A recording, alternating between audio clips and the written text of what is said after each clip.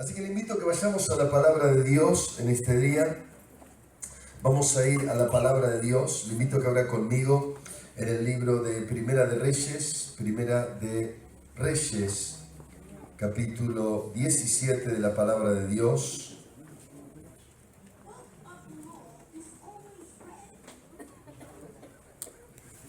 Primera de Reyes, capítulo 17 de la palabra de Dios.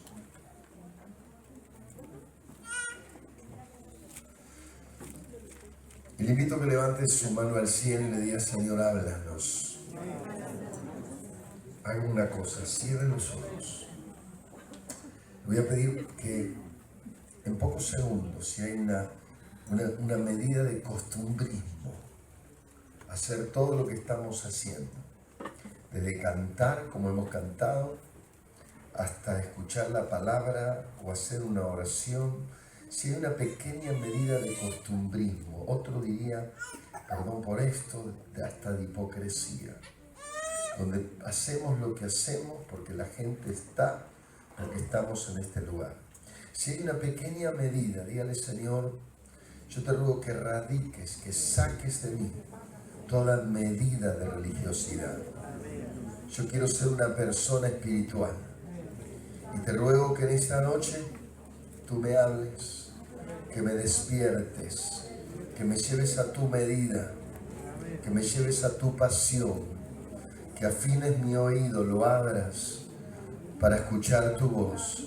Necesito algo nuevo en este día, que no sea un congreso más, que no sea algunos mensajes más, sino que sea el principio de un avivamiento, que seamos un fuego que inunda todo Chile. Te lo pedimos a ti, Señor, en el nombre de Jesús. Padre, a ti te rogamos que nos hables. Me uno a mis hermanos. Recién oré para acompañarlos, pero ahora oro absolutamente por mi cuenta. Te pido, Padre, que toda palabra, toda gracia que salga de este lugar, Señor, sea el principio de un pequeño y gran incendio, Padre. Señor amado, te rogamos por toda la nación, Padre. Señor mío, como si todos hubiéramos nacido aquí, Padre. De alguna manera aquí clamamos, Señor, por cada habitante. Señor amado, mira en esta hora y comienza a poner una pasión en nuestros corazones, un ardor en nuestros corazones, Padre, porque en esta noche, Padre mío, en esta noche hay miles de adictos que están en las plazas, en las calles, Señor, desvaneciéndose, Padre mío, Señor, pasados de cocaína, marihuana y todo lo que sea. Hoy clamamos para que nos ayudes a sentir lo que ellos sienten, Padre. Señor mío, algunos no pueden olvidar esos abusos que padecieron, Padre, muchachas y muchachos, Padre, al no sentir el peso de la prostituta, del homosexual, al no sentir, Padre, el peso de indiferente, Padre mío, de aquel que con resentimiento nos mira, Padre. En el nombre de Jesús, haz algo en esta hora. Comienza a derramar algo que nos avive, algo que nos despierte, algo que nos apasione, Señor. Padre mío, así como dice tu palabra, lo mismo que tú sentiste, Señor, al dejar tu gloria por amar este mundo, haznos sentir en este tiempo la misma pasión, te lo pido. Señor, trae un avivamiento en esta tierra. Señor, trae un avivamiento en esta tierra. Señor, rompe los modelos de toda religiosidad y trae un avivamiento, gente desesperada por un avivamiento, Padre mío. Señor amado, levanta en esta hora. Ayúdanos a sentir, Padre. Señor mío, afina de tal manera el oído que podamos sentir en esta hora, Padre, el sufrimiento de la niña que está llorando, Padre. La niña golpeada, abusada. Ayúdanos a sentir en esta hora, romper, Padre, nuestra avaricia, nuestro egoísmo, nuestra vanidad, Señor, y ayúdanos a sentir el dolor, Padre, que podamos terminar este culto, Padre, como se denomina, con un fuego por dentro, que nos consuma, Padre, y nos lleve más allá de lo que imaginamos, para dejar de llorar por nosotros y llorar por otros. Padre, te lo pedimos en el nombre de Jesús. Háblanos, Señor, para tu gloria. Amén. Amén. Quiero que le digas al que está a tu lado: Dios te está llamando. Dios te está llamando. Y a su nombre. Filipenses capítulo 2, verso 5 dice: haya pues en vosotros este sentir que hubo también en Cristo Jesús. Cuando nos metemos en esto, a veces lo pasamos ligeramente, pero meternos en esto es pensar claramente qué es lo que sintió el Maestro desde que dejó su gloria hasta que se movió entre nosotros. Él era Dios, la palabra lo revela claramente. Y sabemos que ese mismo Dios se hizo carne, habitó entre nosotros, lo pudimos palpar, dicen los apóstoles. Y la verdad es que cuando hablamos de ese sentir que Él tuvo, podemos ver desde la altura hasta lo más bajo. Dice Filipenses, hasta muerte y muerte de cruz, hecho siervo de los hombres. Pero la verdad es que cuando nos metemos en nuestro evangelio, parecería que fuera al revés, y no generalizo. Puedo hablar tal vez más de mí y de algún amigo que se quiera sumar, y puedo encontrar una escalera más de ascenso más que de descenso. Y podemos a veces hasta pensar que si la persona no avanza es como que de alguna manera estaría mal visto. Pero cuando hablamos del sentir, estamos hablando que el Maestro tuvo un sentir especial, un sentir que lo llevó hasta lo más bajo por amor a los demás. Creo que hay mucho para aprender. En esos días cuando estamos, mañana lo voy a presentar, estamos en la iglesia llevando un material que se llama Tiempo con Dios es Vida Viva, es un devocional mensual. Y cuando estamos metidos en el libro de Nehemías en la iglesia, en el capítulo 1, verso 4 del libro de Nehemías, aparece un proceso de 5 pasos, justamente que tuvo Nehemías cuando sintió la realidad que había en su tierra, en su pueblo, en su Israel, en su Jerusalén. Y cuando él escucha este comentario, en primer lugar dice que de alguna manera que como que se desvanece y llora, se tira o se cae en una silla y empieza a llorar por su tierra. Y así comienza días de duelo. Dice días de duelo por mi tierra. Nosotros comenzamos como congregación en base a varias cosas, entre ellos esto también, 10 días de hambre de Dios. Y empezamos como congregación y algunos pastores unidos a decir, enfoquémonos en 10 días de hambre. Pero cuando estábamos metidos, y aún algunos estamos en esos 10 días de hambre, Dios me detuvo y me dijo, no, 10 días de hambre no. Porque los 10 días de hambre no son los que producen un avivamiento. Tienen que ser 10 días de duelo. 10 días de duelo. Y empecé a pensar, ¿cuánto hace que no hago un duelo por otros? ¿Cuánto hace? Tal vez hoy en estos días, en el día de ayer, falleció una de las hermanas más queridas en la iglesia. Y la verdad es que nos dolió bastante. Y sentimos dolor en el corazón por ella, pero la hermana se fue a la eternidad. Seguramente estará, permítame este escenario un minutito, alguno piensa diferente seguro, mirando el rostro de Jesús, caminando a su lado. Alguien dirá, viendo las calles de oro, mar de cristal, no sé cuál es su idea de lo celestial, pero seguramente de hecho está mucho mejor que aquí. Pero a pesar de todo eso nos lamentamos, pero no nos damos cuenta como Nehemías lo que sintió al sentir el dolor ajeno. Justamente al sentir la tristeza ajena, al sentir el padecimiento ajeno, no le quedó otra cosa que meterse en 10 días de luto, 10 días de duelo.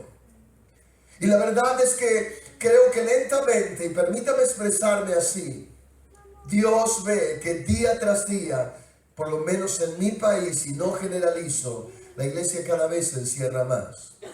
Cada vez los templos tienen cosas más bellas que dan ganas de quedarse ahí encerrado, desde la más excelente calefacción hasta pantallas gigantes. Son muy bonitos los templos, pero la realidad es que necesitamos empezar a sentir un duelo por nuestra nación.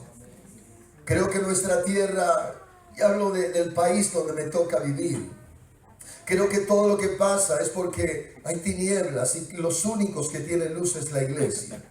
Y cuando la iglesia se encierra justamente en un almud, en una mesa, o debajo de una mesa, o de un hermoso templo donde la luz no ilumina, afuera las tinieblas siguen avanzando.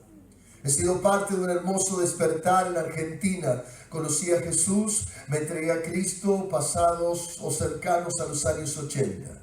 En aquellos años un hombre se había entregado a Cristo y al cabo de 2 años aproximadamente, 2 años de creyente, salió a predicar a las calles, a anunciar el Evangelio de una manera suelta, abundante, y la gente en gran medida venía a escucharlo. Fui parte de alguna de sus campañas.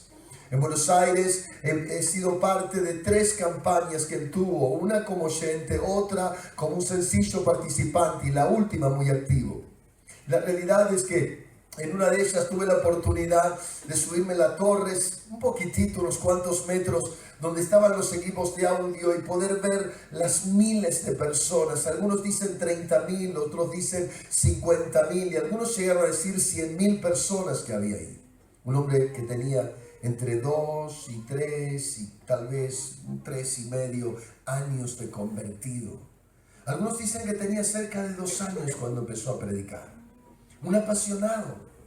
Los pastores trataron de ayudarlo al principio, él era un apasionado. Todos los pastores iban a ver ese predicador llamado Carlos Aracondia. Miles de personas se reunían para escucharlo. Cuando él levantaba la voz y reprendía demonios, la gente se manifestaba a 5, 7 cuadras por el ruido del altavoz.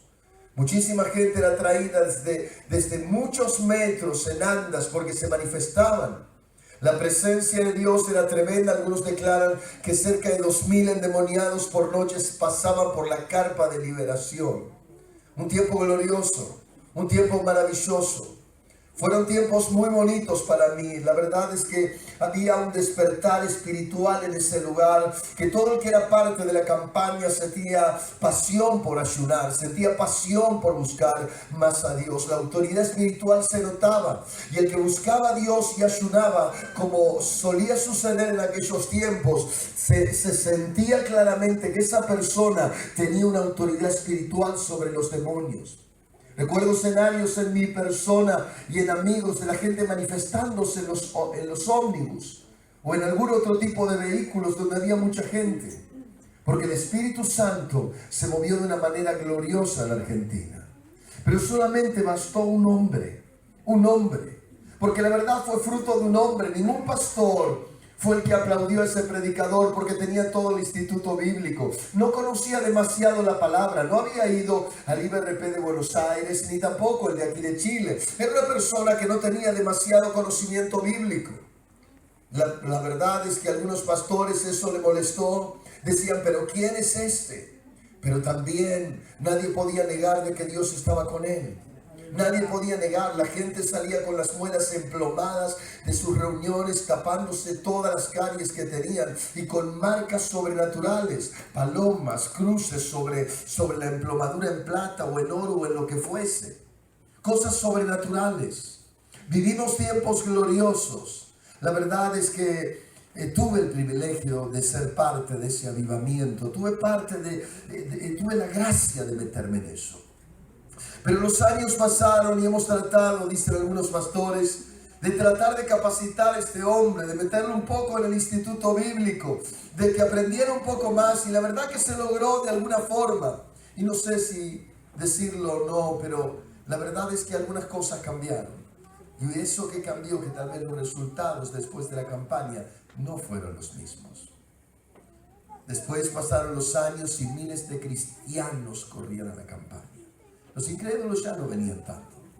Y hoy no voy a generalizar porque hay lugares donde la campaña es maravillosa, pero creo que tal vez como argentinos por ahí fallamos o no sé qué. La realidad es que Dios siempre busca un hombre. Busca un hombre, una mujer también.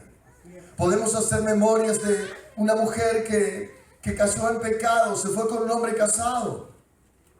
Y convivió con ese hombre casado por algún tiempo. Ella era una cristiana, una mujer de Dios, una mujer que predicaba. Pero en un momento, en su edad, entre los 30 y pico y 40, esta mujer reconoció que había perdido la gracia, había perdido a Dios. Y se volvió a Dios con llanto y con quebranto. Y esa mujer dejó a ese hombre y se volvió a buscar en su intimidad a Dios. Y desde ahí quedó sola para toda la vida. Y pasó algo. Dios la empezó a usar. Y pasó algo. Y el país donde estaba empezó a ver la gracia. Aquella mujer que conocimos como Catherine Kuhlman. Una mujer que impactó no solamente una nación, hasta hoy hablamos, tal vez casi 40 o 50 años después de su partida. Uno dice, ¿qué fue lo que la marcó? Tal vez hay una gran batalla entre el fariseísmo y ese discipulado de Jesús, que hubiese agarrado a la prostituta que estaba ahí cuando escribía al suelo y le hubiese dicho, ve y cuéntale a todos tus familiares lo que Dios ha hecho contigo. O un endemoniado gadareno que no tenía mucho conocimiento y lo mandó y que fuera a predicarle a todos. La verdad es que es tan distinto. Creo que de alguna manera es como que algo tiene que ser distinto. En los años 50 también en nuestro país, en mi país, estuve buscando de avivamientos aquí en Chile también. 1909 y algunos brotes de fuego también que hubo. Pero en 1954 aquel gran predicador, un hombre que vino a Argentina y que no era nadie, que no era el elegido, que no era la campaña del esperado, no era el gran predicador que todos esperaban, pero ese hombre, una particularidad que tenía era hambre, el deseo de que Dios hiciera algo. Dicen los que lo conocieron, mi suegra fue parte de la campaña de él, dicen los que lo conocieron que ese hombre era absolutamente una escoba de delgado, porque se la pasaba ayunando, deseando de que Dios hiciera algo en este país. Y le cuento esto, en Argentina tal vez había cerca de 12 millones de habitantes. Y según estadísticas, cerca de 6 millones de argentinos fueron afectados por la influencia de la predicación de este hombre en ese tiempo. La mitad de Argentina, un hombre, una mujer, una persona. Dios busca. Dice justamente esta palabra aquí en el libro de Primera de Reyes, capítulo 17. Entonces Elías Tisbita era de los moradores de Galaad, y dijo Acab, vive Jehová, Dios de Israel, en cuya presencia estoy, que no habrá lluvia ni rocío en estos años, sino por mi palabra. Y vino a él palabra de Jehová diciendo, apártate de aquí y vuélvete al oriente y escóndete en el arroyo de Querid, que está frente al Jordán. Beberás del arroyo y yo he mandado a los cuervos que te den allí de comer. Y él fue, hizo conforme a la palabra de Jehová. Fue pues se fue y vivió junto al arroyo de Querid que está frente al Jordán. Y los cuervos le traían pan y carne por la mañana y pan y carne por la tarde, y bebía del arroyo. Pasaron algunos días, se secó el arroyo porque no había llovido sobre la faz o sobre la tierra. Yo quiero afirmar algunos 7 puntos de este hombre. Posiblemente algunos los pase ligero. Pero el primer punto que quiero afirmar de este hombre es que era un hombre de intimidad. Yo puedo hoy pararme delante de ustedes y la verdad es que estoy en una gran lucha dentro mío. Y esa gran lucha es conmigo. Usted dirá, ¿por qué, pastor? Porque los años pasaron. Recuerdo mis primeros tiempos como predicador, un predicador que nadie conocía, nadie invitaba, nadie lo molestaba. A nadie se le iba a ocurrir a este hombre pedirle un consejo porque no era conocido por nadie más que por mi madre, luego mi esposa, posteriormente mis hijos. Pero así fue con mis 18 años o 17, de cerrarme en un ayuno, en muchos ayunos y en muchos tiempos con Dios, diciendo, Señor, sabemos que hay más, sabemos que hay más. Sabemos que esto no es el todo. Sabemos que tienes más gloria de lo que veo. Que no es cuestión de equipos de audio, porque los que estaban antes no tenían equipos de audio. Y un Pedro sin equipos de audio, Señor, trajo 3,000 a tus pies. Señor, estoy pidiendo algo. Y así fueron días, semanas, buscando esa gracia. Los años empezaron a pasar, edificamos la iglesia. La verdad es que primeramente fue una sencilla, lo que llamamos nosotros casilla de madera. Primero tendría 3 por 5 y después tendría 7 por 3. Y ahí en aquel lugar predicábamos. Primero fue al aire libre absolutamente, casi un año predicando bajo un árbol y bajo la luz de mercurio que iluminaba la calle. Eso fue un tiempo hermoso. Había muchas cosas que faltaban. Tengo fotos de mis primeros bautismos. No teníamos demasiado, pero veía a ese hombre que verdaderamente toda ropa le quedaba inmensamente grande, porque realmente la pasión por el hecho de que Dios fuera parte de nuestras reuniones consumía por dentro.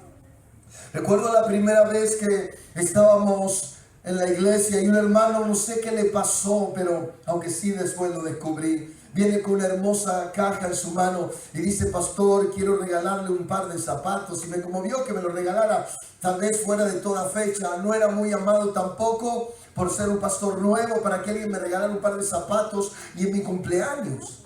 Pero este hermano vino con la caja de zapatos y le digo: gracias. Le digo: la verdad es que estaba necesitando zapatos, pero ¿cómo te diste cuenta? ¿Qué es lo que pasó? No, pastor, vine a la reunión de oración y usted estaba de rodillas y pude ver los agujeros de sus zapatos. La verdad es que los años fueron pasando y Dios nos ha bendecido. Hoy podemos hablar de muchas cosas que Dios nos ha dado. Equipos de audio que suplen tal vez la excelencia de lo que necesitamos. Posiblemente está un auto que cómodamente ya no pierde aceite, ni se queda en el camino, no se rompe como antes. Los zapatos ya son cómodos y puedo decidir comprarme un par de zapatos. Y varias cosas más de las cuales podría hablar. No falta comida y tanto más. Ya no tiene que venir un suegro con bolsas de comida después de un tiempo de oración y de búsqueda. Pero sí se perdieron otras cosas. Donde, como le dije, estoy en una gran batalla dentro mío. Hay una guerra. Diciendo: Señor, sé que hay más. Quiero que ese apasionado vuelva otra vez a arder como antes. Tal vez arde un poco, pero quiero que arda más, Señor. Mi país está hundiendo, Señor. Creemos a veces los cristianos, y no sé hasta qué punto es, pero que los políticos pueden dar alguna solución. Nos peleamos por el que se fue, también contra el que viene, y el que viene contra el que se fue. Y hay una gran batalla de pensamientos, sin darnos cuenta que justamente es una persona de intimidad la que ha de cambiar la historia. Es alguien que tenga hambre, un apasionado, un revolucionario que está encendido a fuego, porque en un mundo seco solamente una persona que está encendida a fuego puede producir un incendio. Alguien que tenga algo más que letras, algo más que tal vez un templo, algo más. Elías verdaderamente era un hombre de intimidad. Y escuche, dice el capítulo 17, verso 1 y 2, que él se para delante del rey y le dice: vive Jehová, en cuya presencia estoy. Un hombre de seguridad divina. Un hombre que no tenía que recurrir a nadie más. No había más rico que su Dios. No era necesario ni empresario ni político. Él tenía todo en su Creador. Su Señor lo era todo. Estoy en su presencia. En un tiempo donde se corre delante de tantas cosas. El capítulo 18, verso 1. Pasados muchos días vino palabra de Jehová a Elías en el tercer año, diciendo: ve. Este Dios le hablaba a Elías. Elías era íntimo. Iglesia, tenemos que volver profundamente a la intimidad. Volver a conocer el rostro de ese Salvador. El día que me tocaba predicar en el Congreso, quería hablar del pentecostalismo en la convención que realizaron. Y recordar aquellos tiempos del pentecostalismo. ¿Qué pentecostalismo teníamos? Un pentecostalismo donde en alguna reunión algún genuino profeta se levantaba y soltaba una palabra y todos empezamos a temblar. Se nos erizaba la piel, sabíamos que Dios hablaba. Yo no sé cómo será en este tiempo aquí, pero parece en algunos lugares que los dones han huido, que se ha ido el discernimiento de espíritus, que la santidad es como que se diluyó. Y puede tocar a alguien que tal vez no está tan santo con nosotros, puede cantar y ministrar y puede hacer lo que sea. Un pastor me dijo días atrás: mi líder preferido, el que más estaba delante mío, el más servicial, me dice, terminó haciendo lo más horroroso que pensaba, y hacía mucho que lo hacía. Como secretario de la institución en la cual estoy, muchas veces escucho cosas que no quisiera escuchar. Y me pregunto cómo se nos escapó. ¿Dónde está el discernimiento de un Pedro entendiendo y comprendiendo que un Ananías y Zafira no estaban bien? ¿Dónde está? Creo que nos falta un poco de intimidad. Creo que tenemos que volver a escuchar al Altísimo de una manera en que el cielo se nos vuelva a abrir, donde la gloria de Dios empieza a llenar absolutamente nuestras iglesias. Tenemos que buscar un nuevo Jonathan Edward que vuelva a llorar, un Evan Robert que vuelva a clamar, gente que diga: Dios, eres más de lo que veo. No juzgo a nadie, eres más de lo que veo. Solamente te quiero encontrar a ti, te necesito encontrar a ti. Dios busca gente de intimidad. Dios busca gente de intimidad. La segunda verdad que encuentro en este hombre es que era un hombre de confrontación. El capítulo 17, verso 1, veo que confrontó al rey.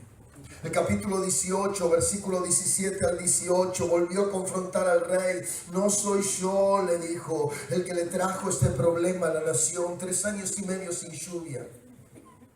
Querido gobernante de turno, eres tú por todos tus pecados. Es por tu inmoralidad. Es porque inmoralizaste la nación. Gente que está bien determinada en su posición, que saben quiénes son, que tienen un padre rico y que no tienen que depender de nadie más. Siempre que hablo de lo que Dios hizo por nuestra iglesia, no sé si será bueno o malo, pero le puedo decir que fuimos una congregación, un pastor y una congregación de olvidados o de insignificantes. No fuimos aquellos que a alguien le importaba apoyar. No fuimos de los ministros a los cuales alguien le tiraba un centavo para poder continuar adelante. Tal vez alguien se acordó y apareció mi suegro con una bolsa de comida, o mi madre. Pero sabíamos que teníamos un Dios que era real. Yo quiero que me entienda, el Dios que le estoy predicando no es un Dios de papel, no está plasmado solamente en la Biblia con un nombre y con una discusión de nombres, se llama Yeshua, como sea, como quieras llamarlo. Le estoy hablando de un Dios vivo. Un Dios que se muestra de una manera real, un Dios que habla. Hechos capítulo 13 dice que Dios, allí los discípulos estaban ayunando y orando y de repente el Espíritu Santo habló y me pregunto cómo habrá hablado. ¿Habrá hablado personalmente? Alguien dirá, no, seguramente se levantó un profeta, pero el Dios que yo creo es un Dios que puede hablar. Es un Dios que la iglesia tiene que volver a oír. Por eso Elías era una persona que estaba segura qué clase de Dios tenía. Por eso podía confrontar a cualquiera. No era un hombre que tenía dudas y que tenía que buscar que algún miserable rey tal vez le diera algo para poder edificar el ministerio. Él sabía claramente que el que estaba con él era un Dios de milagros, era un Dios que cambiaba historias, que sanaba enfermos, resucitaba muertos, podía secar ríos y podía hacer llover y hacer caer fuego del cielo. Ese es el Dios que esta iglesia tiene. Que alguien levante un buen aplauso a esto y diga amén, y a su nombre, y a su nombre. Es tiempo de volver a la pasión. Es tiempo de volver a meternos en nuestros cuartos más íntimos hasta que el cielo sea abierto. Él confrontó al rey, él también confrontó al pueblo. Se paró delante de una nación incrédula en el libro justamente de Primera de Reyes 18:21 y delante de todos les dijo: si Baal es Dios, búsquenlo, pero si Dios es Dios, busquen a Dios. No tenía dudas. No sé si pasará por estos lados, pero hay miles de cristianos que le tienen miedo a los hechiceros, brujos, curanderos, umbandistas. Si Dios es por nosotros, ¿quién contra nosotros? Por lo tanto, Él se merece el mejor aplauso entonces. Denle un buen aplauso y dile: tú eres más grande que cualquiera. Y a su nombre. Por eso necesitamos una iglesia determinada. Iglesia, creo que he venido a este lugar para invitarlos a la intimidad. Creo que los he venido a invitar a tiempos de dolor por los que verdaderamente sufren. Tengo un hogar de niños y lo he contado en muchos lados. Recibo los niños que el gobierno nos trae. Empezamos con adictos en nuestra iglesia. Se convertían y no tenían dónde dormir. No sé si seré misericordioso, creo que soy un terrible egoísta y vanidoso. Creo que no tengo mucha medida de humildad. Creo que no estoy totalmente convencido. Pero quiero que me entienda esto. Cuando nosotros empezamos la iglesia, venía a nuestra iglesia personas que no tenían dónde dormir. No teníamos ni un gran techo, no teníamos nada, pero no podíamos dejarlos durmiendo en la calle. Y les empezamos a dar lugar en la iglesia. La obra empezó a crecer, la iglesia se extendió y nunca dejamos de trabajar con drogadictos. Pasamos muchas experiencias, drogadictos y alcohólicos, vagabundos y tanto más. Hasta que en un momento, cuando ya habían pasado varios años de nuestro trabajo con ellos, un jovencito de 17 años había sido observado por un juez el gran cambio que había tenido y nos llama por teléfono y nos dice: ¿puede recibir un niño de 12 años? Ahí recibimos nuestro primer niño de 12 años. Empezamos a tenerlo, al poco tiempo nos llama, dice: ¿pueden recibir 2 más? Dijimos sí, estaban viviendo con los adictos, con todos ellos. Uno tendría tal vez 7 años, los últimos, otro tenía cerca de 12 y otro un poquitito intermedio. Y así comenzaron hasta que después nos llamaron por tercera vez y nos dijeron: ¿pueden recibir 8 niños? Mi esposa me dice: Walter, no tenemos dónde ponerlos. Le digo: pero si no los traemos, ¿dónde van a ir? Van a llevárselo de vuelta a los padres. Tenemos que hacer algo para ayudarlos. Y ahí nos trajeron esos 8 niños y tuvimos que pensar en un lugar. De esto completaré luego un poco más. Pero sí comenzó algo en nosotros. A ver niñitas de 2 años y medio que las noches lloraban y decían: mami, papi. Y lloraban largas horas hasta que se dormían llorando.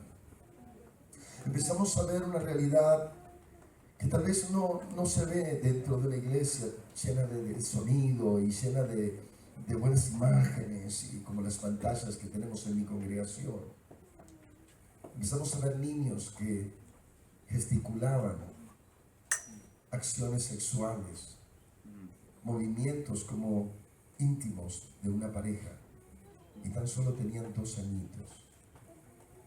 Empezamos a conocer historias de chiquitos maltratados, niñas por un hombre o niños por un hombre, siendo tan pequeñitos como dije. Y empezamos a darnos cuenta que tal vez éramos demasiado egoístas.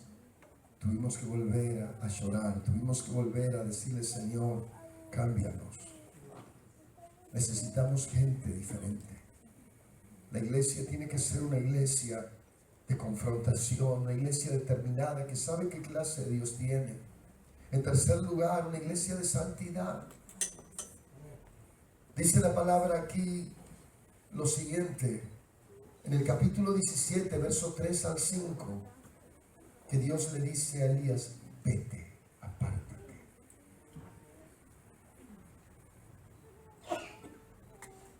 Siempre que voy a algún lugar me preguntan de qué equipo soy. Mi respuesta es la misma: de ninguno. Mi familia me dice: pero somos todos de River. Y perdón si piensa distinto. Le digo: pero yo no.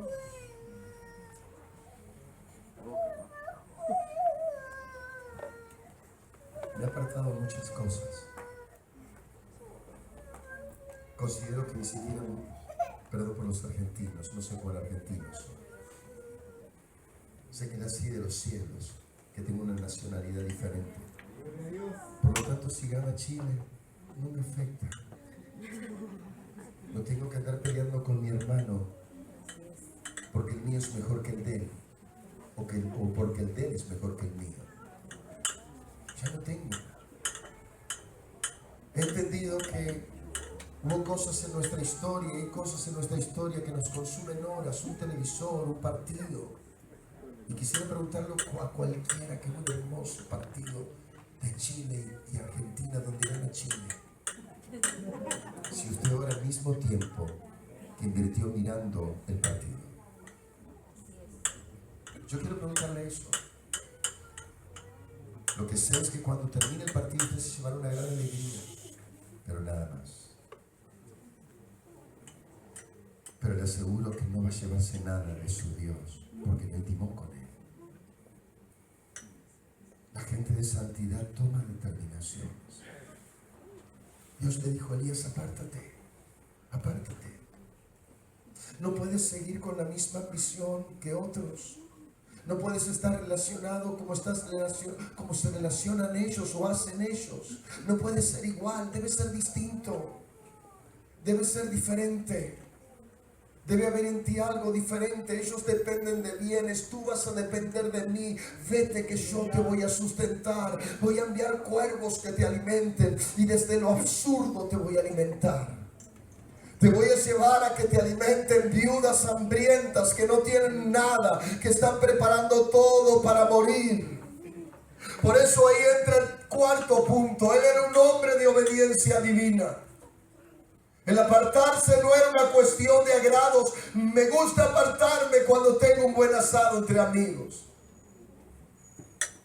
Perdón, iglesia, pero te estoy invitando a ayunar.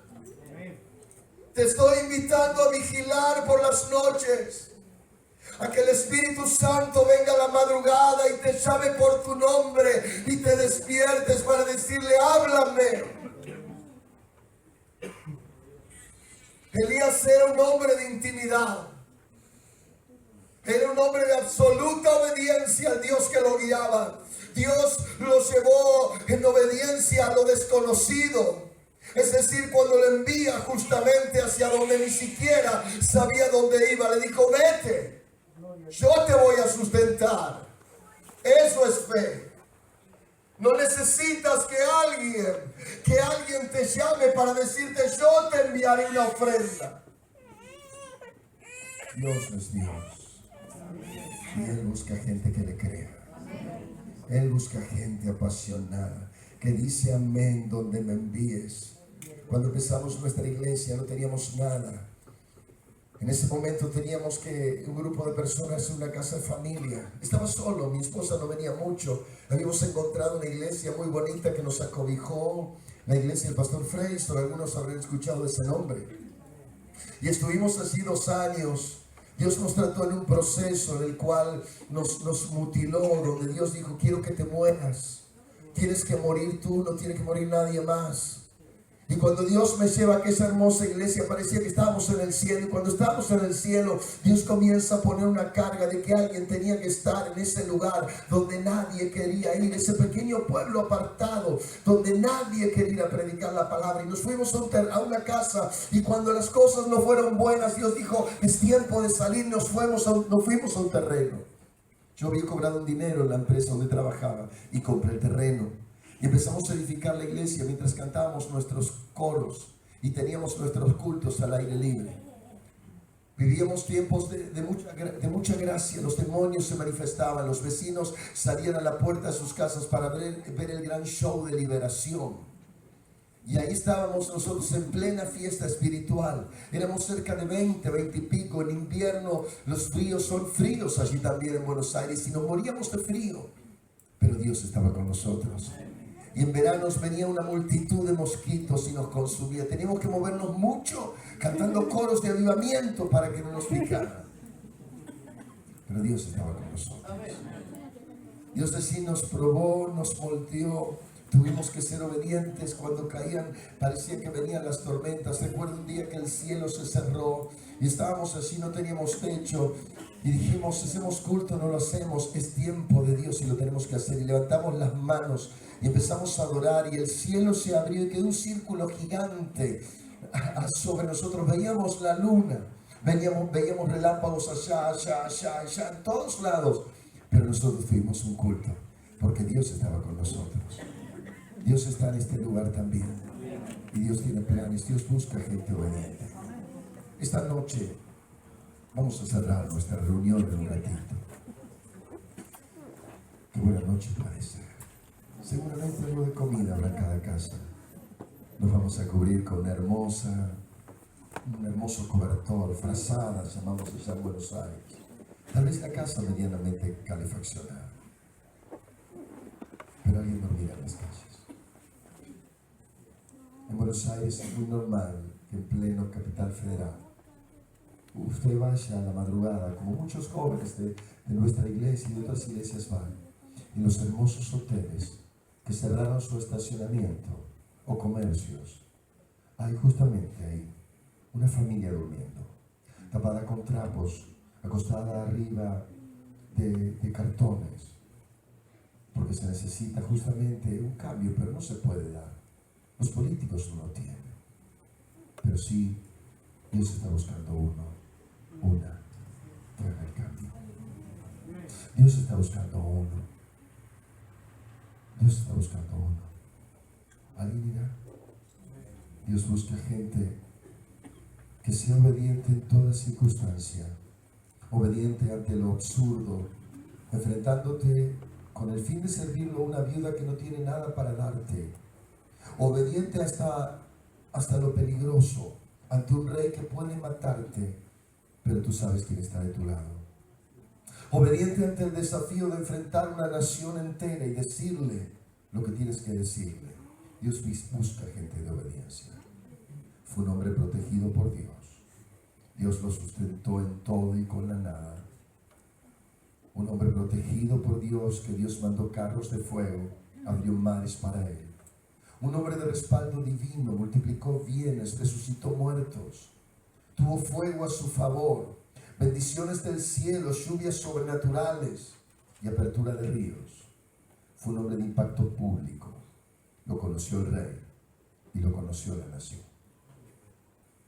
La verdad es que hoy quisiera más dedicar el último tiempo a que Dios pueda llenar este lugar. ¿Por qué no nos ponemos de pie y lo invitamos?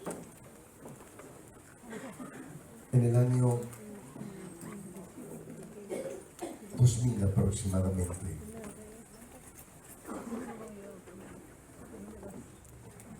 estábamos en un culto tan bonito como este. Había mucha gente, cerca de 800 personas. Era el momento de la fiesta. Todos cantaban, adorábamos a Dios y el Espíritu Santo se movía. No sé si le pasó. Un momento glorioso de presencia de Dios. La presencia de Dios nos llenaba todo. La gente adoraba. Fue un tiempo muy especial en mi iglesia, donde la gente tocada por el Espíritu caía y tenía que llevar las enandas a los vehículos porque no se podían ir con sus pies. El Espíritu cautivaba a los jóvenes y quedaban hasta las 2 o 4 o 3 de la mañana adorando para ir luego a las 7 nuevamente a sus colegios. Algunos eran tan tocados por el Espíritu que se los llevaban a la noche sus padres y cuando iban al colegio seguían tocados por el Espíritu Santo. Un momento glorioso. Muchos jóvenes fueron inmensamente marcados. De esos movimientos hoy hay pastores en nuestro ministerio que están siendo de impacto en la nación. Pero en uno de esos cultos tan fogosos, en pleno culto, una mujer viene caminando por el pasillo y se me para al costado de la plataforma y me dice: pastor, acaban de atropellar un niño en la puerta y parece que está muerto. La verdad es que en ese momento, en pleno culto, en plena fiesta, en pleno cántico, los mejores músicos, diría alguien, los mejores instrumentos, dirían otros, y un niño muerto en la puerta de 4 añitos.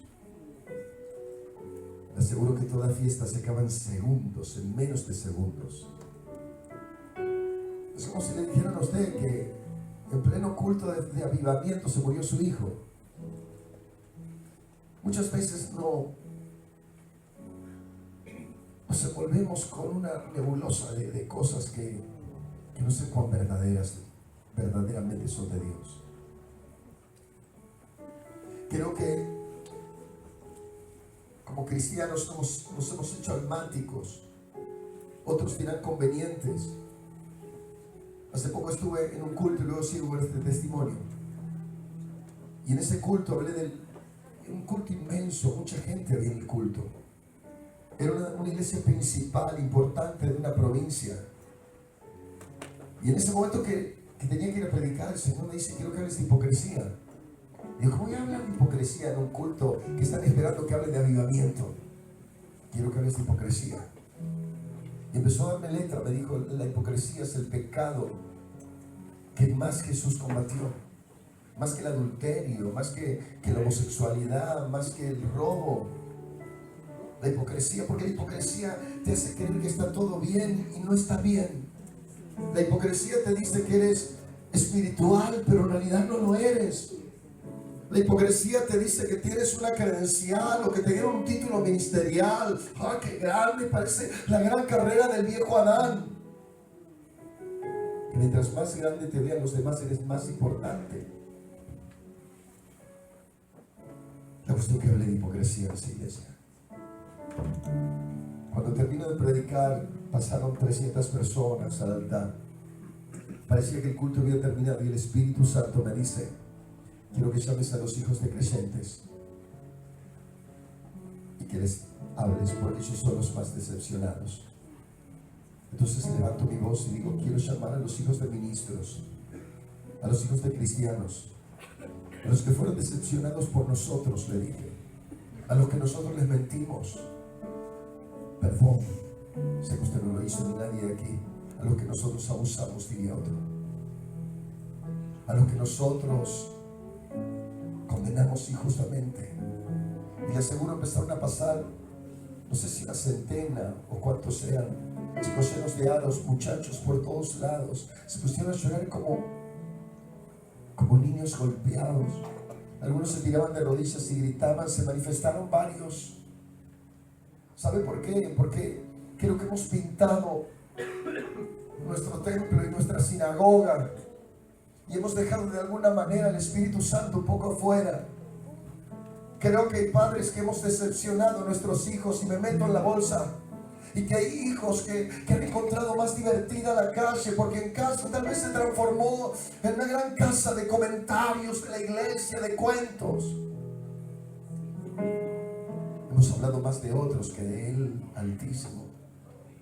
Hemos hablado del que nos dañó, del que nos lastimó, del que se llevó la mitad de la iglesia, o lo que sea, o de nuestro pastor, diría un miembro. Y nuestros hijos dijeron: se ríen más afuera, los que están en la esquina, los que van al boliche. Esos hijos lloraban ahí. Cuando salí afuera de la iglesia, me encontré con un niño muerto. El niño estaba todo retorcido en el suelo, su boca con parte de sangre, sus ojos dando vuelta. Una camioneta le había pasado por encima con sus dos ruedas. En ese momento, una sola cosa sabía: que si Él estaba conmigo, todas las cosas estaban bien. Que si el Señor está conmigo, todas las cosas están bien. Que sé que Él no se equivoca.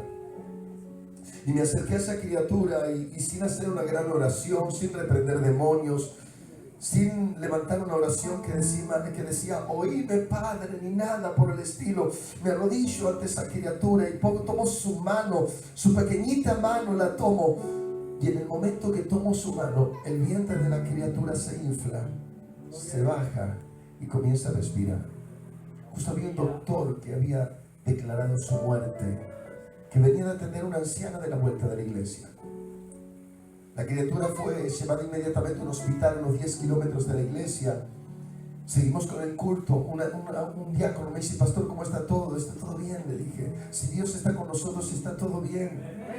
La cuestión que terminó el culto y la mamá vino del hospital porque no la podían llevar en ambulancia y me dijo: pastor, no me dieron posibilidades del niño. Dicen que está descerebrado y lo están llevando unos 40 kilómetros de aquí. Y pastor, me dijeron que muy posiblemente no llegue. Además, pastor, me dijeron que tiene la columna vertebral quebrada y algunas cosas más. Pastor, estoy re mal. Nos subimos 3 hermanos en un auto y nos fuimos. Fuimos a la clínica. Cuando llegamos a la clínica, como no había tomógrafo, lo tuvieron que trasladar unos 10 kilómetros de ahí un ratito y volvía. Entonces me fui a la oficina donde estaba la doctora con la mamá y los 2 hermanos, y nos paramos ahí adelante, y la doctora en ese momento me mira y me dice: yo quiero decirles que no hay mucho que hacer. La criatura está descerebrada por lo que entendemos y lo que hemos visto. Ahora fueron a hacer una tomografía para confirmar, pero la criatura no hay posibilidades de vida. Yo le digo: doctora, cuando llegamos a este lugar, los médicos de nuestra zona dijeron que no va a llegar vivo. Nosotros vimos un milagro en la puerta de la iglesia y vimos otro milagro porque llegó vivo, doctora. Y ahora, doctora, estamos esperando el tercer milagro. La doctora, emocionada, se pone de pie. No me voy a olvidar de eso. Y me da la mano y me dice: yo también estoy esperando un milagro. La cuestión que bajamos de ese primer piso y nos fuimos abajo a esperar la puerta que llegara la ambulancia. Llega la ambulancia unos 10 minutos, se para ahí de culata, baja de marcha atrás, perdón, y baja la camilla con la criatura, se lo solucionan por una puerta. Y sale el doctor y con una planilla en la mano dice: mire, yo no entiendo mucho de tomografías, pero por lo que entiendo, lo poco que entiendo, la criatura no está mal, está bien. Y lo más sorprendente, dice, es que cuando veníamos, cosa que habíamos probado en Escobar, en la zona de mi iglesia, dice, cuando veníamos la criatura empezó a mover los pies, y cuando estábamos allá no tenía sensibilidad, dice. Para nosotros su columna estaba quebrada.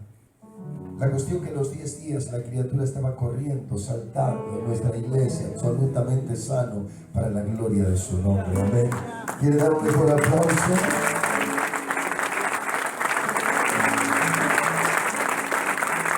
Hace algún tiempo Dios me dijo: hijo, no se trata de ti, se trata de mí.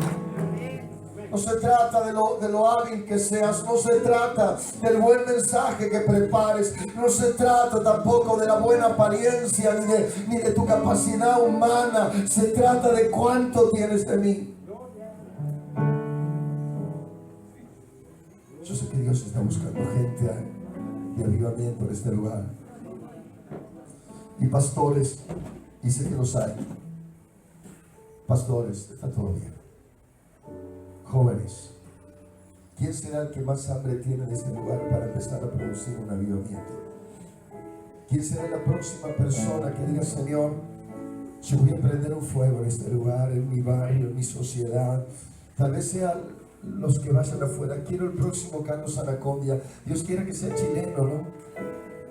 Que Dios levante un hombre de fuego, tal vez con 2 años de fe, sin mucho conocimiento bíblico, tal vez sea una mujer, no sé quién será el próximo que Dios use, o los próximos, quién será el próximo hambriento. Estoy dispuesto a ir a escucharlo y estoy dispuesto a poner mi cabeza y a decirle: ore por mí. Dios está buscando gente de hambre de Dios. Habrá alguien que está dispuesto a romper el modelo de la religión y decir: tengo hambre de Dios, pastor. Amados, no he venido a provocar otro culto porque tienen mejores predicadores que yo. He venido a invitarlos a un encuentro con Dios, un avivamiento, iglesia.